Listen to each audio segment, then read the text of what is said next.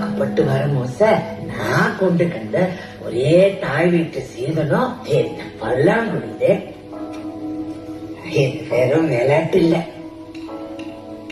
ஒரு பொம்பளை எப்படி பொழைக்கணும்னு சொல்லித்தான ரகசியம். கையில கிடைக்கிற காசை செலவுக்கு போக நாளைக்கு ஒண்ணுன்னு கொஞ்சண்டாவது சேர்த்து வச்சு வந்தோண்டா ஒரு நாளை எதிர்பாராம ஏதாவது ஒண்ணு நடந்து வெறுங்கைய வலிச்சு திங்கிற வேலை வரப்ப அவ அத்தனை நாள் சிக்கனமா பொழைச்ச பொழைப்ப ஆறு கையும் எதிர்பார்க்காம அடுத்த குடியில அவளுக்கு சேமிப்பா திரும்பி வரும்.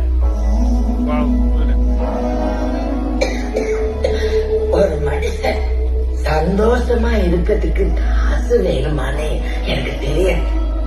ஆனா மரியாதையா இருக்கிறதுக்கு கண்டிப்பா காசு வேணும். இந்த வாழ்க்கை வாழ்றதுக்கு